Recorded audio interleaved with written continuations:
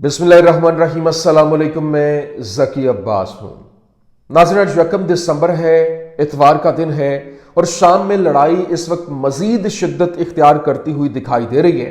क्यों? क्योंकि रिबेलियंस की जानिब से अचानक से शाम के ऊपर चढ़ाई की गई और ऐन उस वक्त जब लेबनान और इजराइल की जंग बंदी हो रही थी। आज से 3 दिन पहले के हमले शुरू किए गए और अचानक से जो हलब शहर है उसके ऊपर कब्जा भी कर लिया गया। मुतअद्दिद मजीद शहरों के ऊपर हमले हुए, वहां पर इन्होंने कब्जा कर लिया। फिर यहां पर यह भी खबर आई कि हलब का जो इंटरनेशनल एयरपोर्ट है उसके ऊपर भी इन्होंने कब्जा कर लिया। रात गए जो ऑपरेशन हुआ, हैरानी की बात यह है कि ये जो कार्रवाइयां अमल में लाई गई ऐन उस वक्त हुआ जब लेबनान और इजराइल की जंग बंदी हो रही थी और उसके फिलफौर बाद ये हमले शुरू हुए। क्यों? क्योंकि जो खबरें रिपोर्ट हो रही थी कि वो लेबनान के अंदर जो असलहा सप्लाई होता है वहां से जो कमक पहुंचती है वो शाम के थ्रू पहुंचती है और उस एक जो ब्रिज है उसको काटना है, उसके लिए बाकायदा तौर पर बशार अल असद की हुकूमत को गिराना है। तो वहां एक पूरी की पूरी प्लानिंग के साथ ये तरतीब दी गई, जो हिकमत अमली से हमला किया गया और ये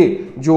टर्किया की सपोर्ट के साथ और फिर इजराइल की सपोर्ट के साथ ये सारी की सारी कार्रवाई जो है वो अमल में लाई जा रही है। लेकिन अब रात गए जो इन्होंने रूसी फोर्सेस और फिर जो शामी फोर्सेस हैं उन्होंने मिलकर हमला किया, जिसके बाद जो 6 इलाके हैं वो तो इन्होंने वापस छुड़वा लिए, आजाद करवा लिए। लेकिन जो रात गए एक एयरपोर्ट इनका कब्जे में चला गया। अब वहां पर भी हमले जारी हैं। लेकिन इस वक्त जो सबसे अहम तरीन खबर है वो ये है कि रूस की जानिब से एक जबरदस्त किस्म का ऑपरेशन किया गया और जो फिजाई हमले किए गए जिसमें बागी फोर्स का जो कमांडर है वो जनाबे वाला मारा गया है। और ना सिर्फ ये बल्कि इनके जो मजीद फोर्सेस के जो कमांडर्स हैं उनको गिरफ्तार भी किया गया। गिरफ्तारी के हवाले से भी खबरें आ रही हैं और हमले मजीद तेज हो चुके हैं। कैसे, ये आपके सामने रखना है। और फिर यमनी जो जंगजू हैं वो जनाबे वाला शाम पहुंच चुके हैं और इस हवाले से वो रूस के कहने के ऊपर, रूस ने बाकायदा तौर पर उनको ऑन बोर्ड लिया है और वो भी इन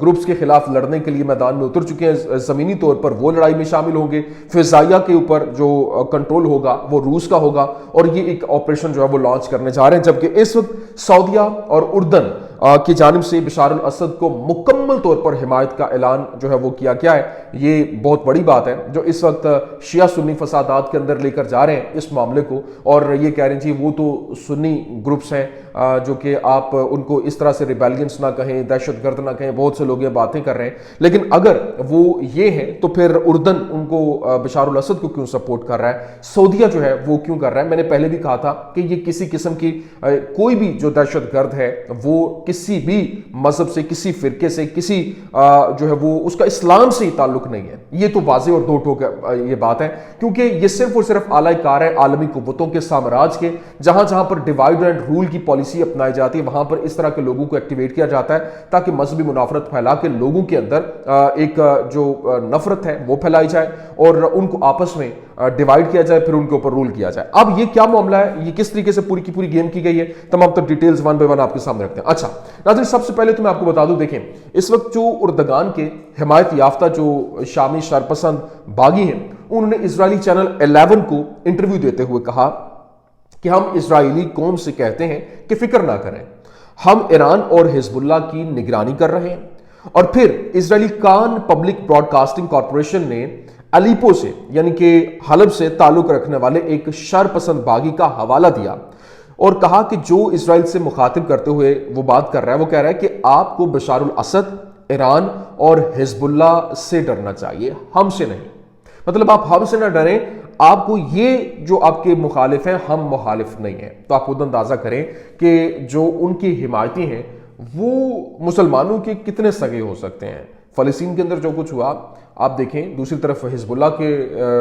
जो इनकी जंग जो चली लेबनान के साथ, और वहां पर जो हुआ ये वहां पर मदद को क्यों नहीं पहुंचे, वहां पर इन्होंने सपोर्ट क्यों नहीं दी और अचानक से इनके यहां पर जो है वो ये आज़ादी लेने के लिए आ गए। तो बहुत सी चीजें जो कि इंटरनेशनली गेम जो है वो की जा रही है और जो इंटरनेशनल इस्टेब्लिशमेंट है वो पूरी की पूरी प्लानिंग के साथ ये सारा कुछ खेल खेल रही है। अभी मैं आपको बताऊं, देखें मुतअद्दिद जो रूसी और शामी ज़राए ने ये बताया कि जो बागी कमांडर है अबू मोहम्मद अल जुलानी जो रूसी फिजाई हमले में मारा गया, روسیوں نے ادلب کے اندر شرپسند باغیوں کی کمان کا پتہ لگایا اور اس کا صفایا کر دیا، جبکہ شامی ذرائع یہ بتا رہے ہیں اور اس بات کی یقین دہانی کر رہے ہیں کہ وہ مارا گیا ہے، لیکن ابھی تک اس بات کی 100% تصدیق نہیں ہوئی ہے اور آیا وہ حملے میں بچ گیا ہے یا نہیں، یہ یوں کہہ لیں کہ ایک کہیں شک کی گنجائش باقی ہے، لیکن جو کہا یہ جا رہا ہے کہ وہ مارا گیا ہے۔ لیکن جو کرد حلب میں داخل ہوتے ہیں اور باغی کمانڈروں کو وہاں پر اغوا کرتے ہیں اور قتل کر دیتے ہیں، اب جو حمزہ ڈویژن کا کمانڈر ہے اور جو یہ ترک حمایت یافتہ جو ایک فورس ہے، اور اس میں یہ یوں کہہ لیں کہ وہ اب حلب کے اندر لاپتہ ہو گیا ہے، اور اس حوالے سے اعزاز نیوز نیٹ ورک جو ہے وہ یہ بتا رہا ہے، ایک باغی تنظیم کے حوالے سے بتا رہا ہے کہ وہ متعدد ان کے جو کمانڈرز ہیں وہ پکڑے گئے ہیں اور ان کی پکڑ ہوئی ہے، جبکہ آؤٹ لیٹ نے یہ بھی بتایا کہ دوسرے کمانڈر سے بھی رابطہ جو ہے وہ منقطع ہو چکا ہے اور کردوں کو راکٹ لانچر سے حملہ کرنے کو کہا گیا تھا۔ لیکن ابھی جو سیناریو بن رہا ہے اور اس میں بتایا گیا کہ اگر محمد جولانی کے قتل کی خبریں درست ہیں تو یہ سب کچھ یقینی ہے، لیکن مغربی میڈیا ان کی لیگیسی کو وائٹ واش کر دے گا، پہلے سے ہی شام کو تباہ کرنے، مذہبی اقلیتوں کو نشانہ بنانے اور CIA کی حمایت یافتہ جو فری سیرین آرمی کی مدد کی کمی کے بغیر اتحاد میں جو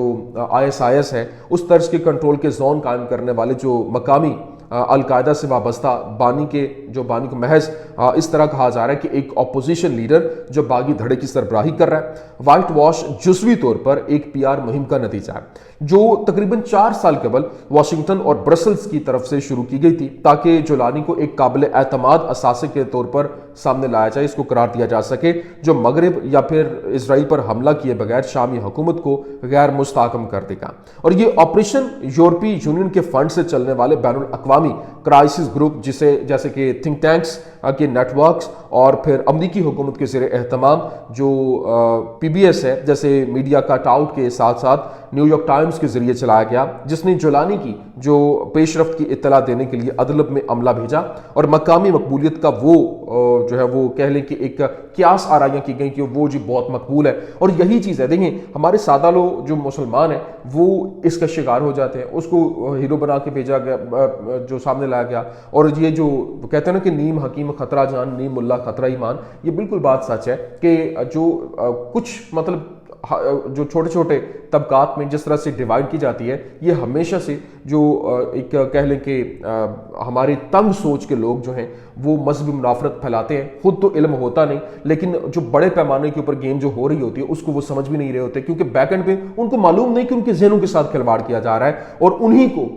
اپنے لوگوں کے خلاف کیا جا رہا ہے۔ حقیقت جو ہے وہ کچھ اور ہوتی ہے اور وہ اپنے انجیکٹڈ قسم کے لوگ جو ہے وہ سامنے لا کر ایک اپنے مقاصد حاصل کرتے ہیں۔ لیکن جیسا کہ جو نیوکون اسٹیٹ ڈپارٹمنٹ ہے اس کے سفارتکار جیمز جیفری نے واضح کیا کہ واشنگٹن جولانی کی کامیابی کو پردے کے پیچھے سے منظم کرنے میں مدد کر رہا تھا، اور جیفری کے مطابق امریکی حکومت نے جتنا ممکن ہوا اس کے لیے بالواسطہ چینلز کھول دیے اور سیکرٹری مائک پومپیو کو اس بارے میں مشورہ دیتے رہے، اور جو ہے وہ بتایا گیا کہ وہ سیکھ رہے تھے۔ وہ چینلز میڈیا کے لوگوں، NGOs کی دنیا کے لوگوں کے ذریعے تھے جن کے ان کے ساتھ براہ راست جو ہے وہ رابطے تھے، اور یہ لوگ اپنے خیالات ہمارے ساتھ شیئر کریں گے، وہ ہم سے پوچھیں گے کہ کیا ہمارے پاس پیغامات ہیں، وہ مطلب ان کو برج کے طور پر استعمال کریں گے اور ایک ہیرو بنا کر ان کو پیش کریں گے جس کا فائدہ جو ہے وہ اٹھائیں گے اور ڈیوائڈ اینڈ رول وہی پالیسی اپنائیں گے اور ہمارے لوگ اس کا شکار ہوتے جائیں گے۔ یہ ایک پالیسی بنا گئی تھی، لیکن ابھی جو شام کے صدر ہے بشار الاسد، اس کی جانب سے کہا گیا کہ دہشت گردی صرف طاقت کی زبان کو سمجھتی ہے اور یہی وہ زبان ہے جس سے ہم اسے توڑنے اور تباہ کرنے کے لیے استعمال کریں گے، اور اس کے حامیوں اور کفیلوں سے قطع نظر ہم یہ نہیں دیکھیں کہ کون کس کی حمایت کر رہا ہے، ہم حملے کریں گے اور زبردست کریں گے۔ ابھی جناب والا جو سعودی عربیہ ہے اور ایجپٹ ہے اس کی جانب سے باقاعدہ طور پر انہوں نے جو اسد گورنمنٹ ہے، بشار الاسد کی گورنمنٹ ہے، اس کو اپنی سپورٹ دینے کا اعلان کیا ہے۔ ابھی خبر جو میں وہی کہتا ہوں کہ دیکھیں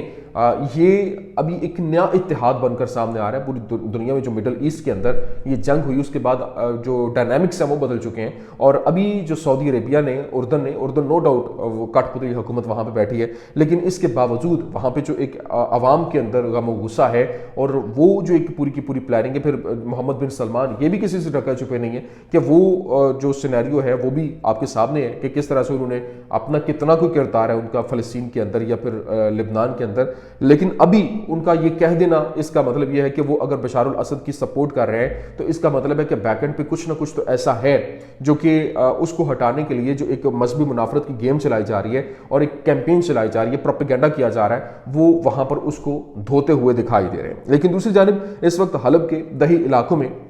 جو صورتحال ہے وہ بدستور نازک ہے، اور ایس این اے باغیوں نے جہاں پر حلب شہر اور ٹیل رفات میں حکومت اور اس کے جو فورسز ہیں ایس ٹی ایف فورسز کو الگ تھلگ کرنے والی جو خان سر سڑک ہے اس کو کاٹ دیا ہے۔ شیخ نجار انڈسٹریل ڈسٹرکٹ کے اندر شدید لڑائی ہو رہی ہے، کیونکہ باغی مشرق سے شہر کے قریب آ رہے ہیں اور 3 محوروں سے حملے کے بعد جو ٹیل رفت ہے اس کے ارد گرد دفاعی لائن کو توڑنا شروع کر دیا گیا ہے۔ وہاں وائی پی جے کے تجربے کے باوجود جنوب اور مشرق سے فضائی مدد اور سپلائی کے بغیر زیادہ دیر تک پوزیشن جو ہے اس پر فائز نہیں رہا جا سکا، اور ممکن بھی نہیں ہے، اس لیے مورچہ بالآخر شمال سے حلب شہر تک پہنچ جائے گا، اور یہ معاملات وہاں پر زبردست قسم کی لڑائی کی صورت میں بدلتے ہوئے دکھائی دے رہے ہیں۔ لیکن ابھی جو یمنی جنگجو ہیں وہ جناب والا وہاں جو کہہ لیں کہ جو شام کے اندر پہنچ رہے ہیں، اور اس حوالے سے روس کی جانب سے یہ اپنی گیم کی گئی اور یہاں پہ انہوں نے ان کو کنونس کیا ہے اور انہوں نے وہاں پر ان کو بلایا۔ حالانکہ یمن کے اور جو شام کے کوئی بہت اچھے تعلقات نہیں ہیں، شام جو ہے وہ بشار الاسد وہ اتنا زیادہ پسند نہیں کرتا یمن کو اور اون بھی نہیں کیا جاتا، لیکن یمن کی جانب سے جو اپنا اعلان کیا گیا انہوں نے کہا کہ ہمیں کوئی فرق نہیں پڑتا کہ کون کہاں پہ ہے، کیسا رویہ ہے، ہماری دشمنی جو ہے وہ اسرائیل کے ساتھ ہے، اس وجہ سے جس کے خلاف جو ہے وہ جائے گا ہم اس کے ساتھ ہوں گے، چاہے وہ عراق کے خلاف جاتا ہے، چاہے وہ لبنان کے خلاف جاتا ہے، چاہے وہ اردن کے خلاف جاتا ہے، چاہے وہ شام کے خلاف جاتا ہے، تو ہم اس کا ساتھ دیں گے جو کہ جس کے خلاف وہ جائے گا۔ تو اس کا مطلب یہ ہے کہ وہاں پہ وہ زمینی طور پر کارروائی کے لیے تو تیار ہے، اوپر سے فضائیہ جو ہے روسی ہوگی، اور یہ ایک بڑے آپریشن جو ہے وہ شروع ہونے کی خبریں جو ہے وہ سامنے آ رہی ہیں۔ یہ اس وقت کے حالات ہیں جو کہ آنے والے دنوں میں یہ مزید تیزی اس میں آتی ہوئی دکھائی دے رہی ہے۔ اب دیکھنا یہ ہے کہ مزید اس میں کیا رپورٹس سامنے آتی ہیں، کیسے ایک منظم طریقے کے ساتھ جو فلسطین سے لبنان اور لبنان سے شام ایک پوری کی پوری پلاننگ جو ہے وہ ترتیب دی گئی، اور کیسے وہاں پر ایک چنگاری جو ہے وہ لگا دی گئی ہے اور مسلمان آپس میں بھیڑتے ہوئے دکھائی دے رہے ہیں۔ اللہ رحم کرے اور امت مسلمان کے اندر اتفاق، اتحاد اور جو یگانگت ہے وہ پیدا کرے، تاکہ یہ ان کو ادراک ہو سکے، ان کو پتہ ہو کہ کیسے ان کے اندر تفرقہ بازی ڈالنے کی کوششیں کی جا رہی ہیں، اور یہ ان کا ازالہ کر سکے اور اس کا سدباب کر سکیں۔ یہ کچھ اہم ترین اپڈیٹس تھیں، میں نے کہا آپ کے سامنے رکھ دیں۔ امید کرتے ہیں ویڈیو آپ کو پسند آئی ہوگی، پسند آنے کی صورت میں لائک کیجیے، شیئر کیجیے اور ہمارے چینل کو سبسکرائب کرنا مت بھولیے گا۔ شکریہ۔